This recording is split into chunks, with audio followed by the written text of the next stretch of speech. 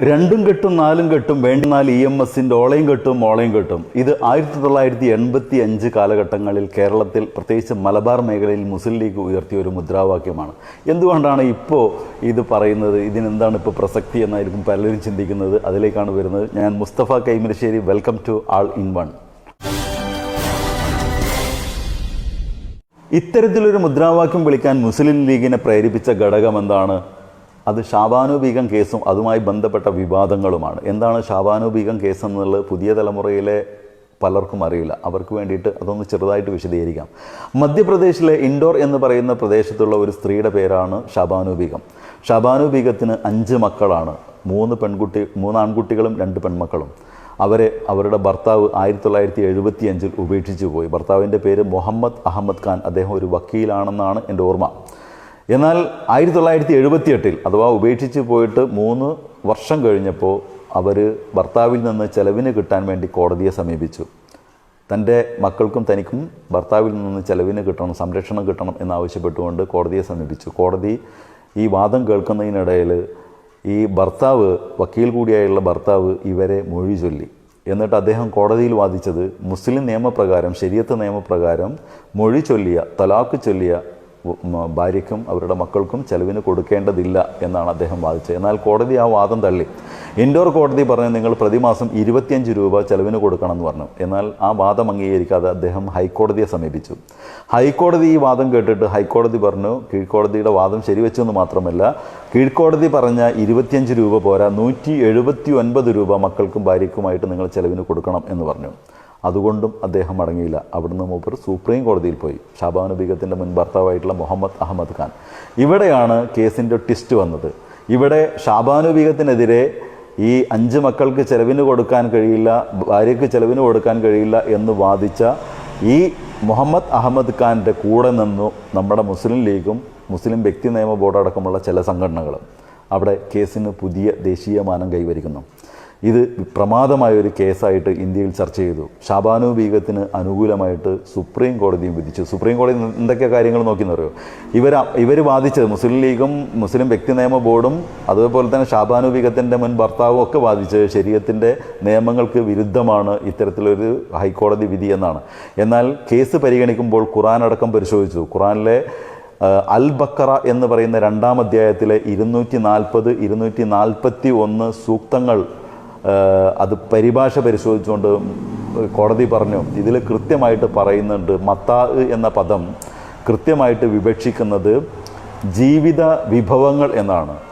ഭാര്യ, മൊഴി ചൊല്ലപ്പെട്ട ഭാര്യ അല്ലെങ്കിൽ ഭർത്താവ് മരണപ്പെട്ട ഭാര്യയ്ക്കും അവരുടെ മക്കൾക്കുമൊക്കെ ഭർത്താവിൻ്റെ വീട്ടുകാരല്ലെങ്കിൽ ഭർത്താവ് ചെലവിന് കൊടുക്കണം എന്നുള്ളത് തന്നെയാണ്. വസ്ത്രം, ഭക്ഷണം, പാർപ്പിടം പോലുള്ള സൗകര്യങ്ങൾ ഒരുക്കാനുള്ള ബാധ്യതയുണ്ട് എന്ന് തന്നെയാണ് ഈ ഖുർആൻ സൂക്തങ്ങൾ പറയുന്നത്. പക്ഷേ ഇതൊന്നും അംഗീകരിക്കാൻ മുസ്ലിം ലീഗോ ഷാബാനു ബീഗത്തിൻ്റെ ഭർത്താവോ ഈ കേസിൽ ഷാബാനു ബീഗത്തിനെതിരായിട്ട് നിന്ന മുസ്ലിം ലീഗോ തയ്യാറായില്ല. ഇതാണ് മുസ്ലിം ലീഗിനെ ചൊടിപ്പിച്ച് മുസ്ലിം ലീഗ് ഈ കോടതി വിധിക്കെതിരെ, സുപ്രീം കോടതി വിധിക്കെതിരെ അഥവാ ഷാബാനു ബീഗത്തിനെതിരെ, ഷാബാനു ബീഗം പോലുള്ള നിരവധി ആയിരക്കണക്കിന് ലക്ഷക്കണക്കിന് സ്ത്രീകൾക്കെതിരെ, മൊഴി ചൊല്ലപ്പെട്ട സ്ത്രീകൾക്കെതിരെ ഒരു കാരുണ്യവുമില്ലാതെ ഇവരൊക്കെ ഉപേക്ഷിച്ച് തിരിഞ്ഞു നോക്കാത്ത ഭർത്താക്കന്മാർക്ക് അനുകൂലമായിട്ട് ശരീഅത്താണ് ഇത്, ശരീഅത്തിന് വിരുദ്ധമാണെന്ന് പറഞ്ഞിട്ട് തെരുവിലിറങ്ങി. സമരം പൊടിപൊടിച്ചു.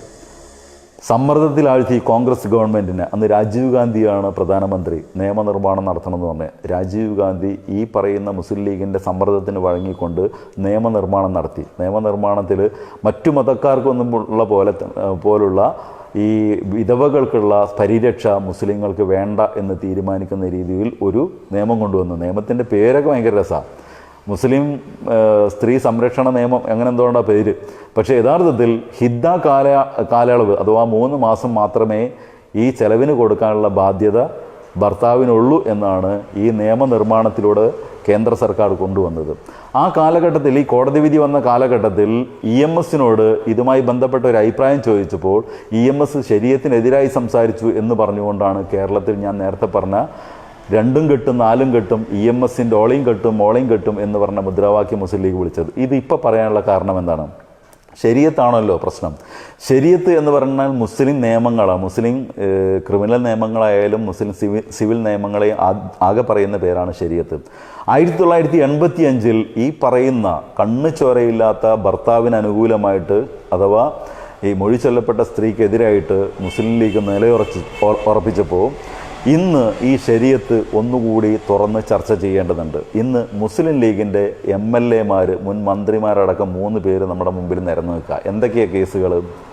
ഒന്ന്, MC കമറുദ്ദീൻ 150 കോടി രൂപയുടെ പറ്റിക്കലാണ് നടത്തിയിട്ടുള്ളത്. ആരെയാണ് പറ്റിച്ചിട്ടുള്ളത്? മുസ്ലിം ലീഗുകാരായിട്ടുള്ള ആളുകൾ. അതിലൊരാൾ മാധ്യമങ്ങൾക്ക് മുമ്പിൽ വന്ന് പറഞ്ഞു നോക്കുമ്പോൾ നമ്മൾ ഞെട്ടിപ്പോയി.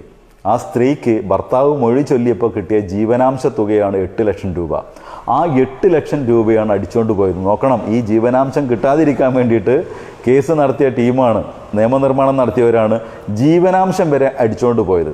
അതുകൊണ്ടാണ് ഇന്ന് ഈ വിഷയം പ്രസക്തമായി എന്ന് എനിക്ക് തോന്നിയത്. രണ്ടാമത്തെ കാര്യം, ഇവിടെ കളവ് നടത്തുകയാണ്. ആരൊക്കെ? MC കമറുദ്ദീൻ മാത്രമല്ല, KM ഷാജി MLA 25 ലക്ഷം രൂപ കോഴ വാങ്ങിയെന്നാണ് കേസ്. എന്നാൽ കേസ് അന്വേഷിച്ച് പോയ അന്വേഷണ ഏജൻസികൾ ഞെട്ടിക്കൊണ്ടിരിക്കുകയാണ് അദ്ദേഹത്തിൻ്റെ സമ്പാദ്യം കണ്ടിട്ട്. ഓരോ തെരഞ്ഞെടുപ്പ് കഴിയുമ്പോഴേക്ക് കോടിക്കണക്കിന് രൂപയുടെ സമ്പാദ്യം അനധികൃതമായിട്ട് കുമിഞ്ഞു കൂടിയതായിട്ടാണ് അദ്ദേഹത്തിൻ്റെ വസ്തുവകകളുടെ ഡീറ്റെയിൽസ് നോക്കുമ്പോൾ കാണുന്നത്. മൂന്നാമത്, ഒരു മുൻ മന്ത്രി VK ഇബ്രാഹിം കുഞ്ഞ്, മുസ്ലിം ലീഗിൻ്റെ നേതാവാണ്. ഈ നിമിഷം വരെ മുസ്ലിം ലീഗ് ഒരു നടപടിയും സ്വീകരിച്ചില്ല. കുറ്റകരമായ നാസ്ത പാലം പണിയിൽ കാണിച്ചു. ആ പാലാരിവട്ടം പാലത്തിലൂടെ ഒരു ഓട്ടോറിക്ഷ പോലും കയറാൻ പാടില്ല എന്ന് സുപ്രീം കോടതി പറഞ്ഞു. ആ പാലം പൊളിച്ചു. ആരുടേതാ പാലം? നമ്മുടെയൊക്കെ നികുതി പണം കൊണ്ടുണ്ടാക്കിയ പാലം. ഇത്തരത്തിലുള്ള മന്ത്രിമാരെയും മുൻ മന്ത്രിമാരെയും MLA-മാരെയും സംരക്ഷിക്കാനാണ് മുസ്ലിം ലീഗ് കഴിഞ്ഞ ദിവസം ചേർന്ന കമ്മിറ്റിയിൽ തീരുമാനിച്ചത്. എന്ന് വെച്ചിട്ടുണ്ടെങ്കിൽ ശരീഅത്ത് നിയമപ്രകാരം കട്ടവൻ്റെ കൈവെട്ടണം എന്നാണ് പ്രവാചകൻ പഠിപ്പിച്ചത്. എൻ്റെ മകൾ ഫാത്തിമ, ഒരുപക്ഷെ റസൂലിന് ഏറ്റവും പ്രിയപ്പെട്ട മകളായിരുന്നു ഫാത്തിമ. എൻ്റെ മകൾ ഫാത്തിമയാണ് കട്ടതെങ്കിൽ ആ ഫാത്തിമയുടെ കൈ ഞാൻ വെട്ടും എന്ന് പറഞ്ഞ പ്രവാചകൻ്റെ ഈ പറയുന്ന ശരീഅത്ത് നിയമത്തെ മുസ്ലിം ലീഗിന് ഇപ്പോൾ വേണ്ട. പകരം 4 പെണ്ണ് കെട്ടാനും തോന്നുന്ന സമയത്ത് മൊഴി ചൊല്ലാനും മൊഴി ചൊല്ലിയ പെണ്ണിന് ചെലവിന് കൊടുക്കാതിരിക്കാനും വേണ്ടി EMS-നെ തെറി പറയാൻ മുസ്ലിം ലീഗിന് ഈ ശരീഅത്ത് വേണ്ടിയിരുന്നു. കട്ടവൻ്റെ കൈവെട്ടുന്ന കാര്യത്തിൽ മാത്രമല്ല, ശരീഅത്ത് അവിടെയും അവസാനിക്കുന്നില്ല. പലിശയുമായി ബന്ധപ്പെട്ട് ഇസ്ലാം കൃത്യമായ ചില കാര്യങ്ങൾ പഠിപ്പിക്കുന്നുണ്ട്. ഖുറാനിൽ തന്നെ നിങ്ങൾക്ക് കച്ചവടമാകാം, എന്നാൽ പലിശ അരുത് എന്ന് ഖുറാനിൽ കൃത്യമായി പറയുന്നുണ്ട്. ഖുറാനെ മാത്രം ബേസ് ചെയ്തിട്ടില്ല ഇസ്ലാമിക നിയമങ്ങൾ, അത് ഹദീസുകളെ കൂടി ബേസ് ചെയ്തിട്ട്. ഹദീസിൽ നിരവധി ഹദീസുകൾ പലിശയുമായി ബന്ധപ്പെട്ട ഹദീസുകളുണ്ട്. അതിലൊന്ന് മാത്രം പറയാം. പലിശയെ 70 ഭാഗങ്ങളാക്കിയിരിക്കുന്നു. അതിലേറ്റവും ലഘുവായ ഏറ്റവും ലളിതമായ ഭാഗം സ്വന്തം മാതാവിനെ വ്യഭിചരിക്കുന്നതിന് തുല്യമാണ് എന്ന് പഠിപ്പിച്ച മതമാണ് ഇസ്ലാം മതം. എന്നാൽ മുസ്ലിം ലീഗ് ഇവിടെ നോക്കൂ, ഈ കേരളത്തിൽ പ്രത്യേകിച്ച് മലബാർ മേഖലയിൽ എത്ര ബാങ്കുകൾ ഭരിക്കുന്നുണ്ട്. ഞാൻ മലപ്പുറം ജില്ലക്കാരനാണ്. മലപ്പുറം ജില്ലയിലെ MDC ബാങ്ക് അടക്കമുള്ള ഈ പലിശ സ്ഥാപനങ്ങൾ ഭരിക്കുന്നത് മുസ്ലിം ലീഗാണ്. മുസ്ലിം ലീഗിൻ്റെ പ്രസിഡന്റുമാർ, ഡയറക്ടർമാരുമാണ് അവിടെ മഹാഭൂരിപക്ഷം ബാങ്കുകളും ഭരിക്കുന്നത്. അവർക്കപ്പോൾ ഈ ശരീഅത്ത് നിയമം ബാധകമേ അല്ല. അപ്പം ഞാൻ പറഞ്ഞു വന്നത്, മുസ്ലിം ലീഗിന് എപ്പോൾ മതം ആവശ്യമുണ്ടോ ആ സമയത്ത് മാത്രം ഉപയോഗിക്കുന്ന ഒരു സാധനമാണ്. അധികാരത്തിൽ കയറാനുള്ള ചവിട്ടുപടി മാത്രമാണ് മുസ്ലിം ലീഗിന് മതം. അധികാരത്തിൽ കയറിക്കഴിഞ്ഞ് കഴിഞ്ഞാൽ പിന്നെ മതം ആവശ്യമില്ല അവർക്ക്.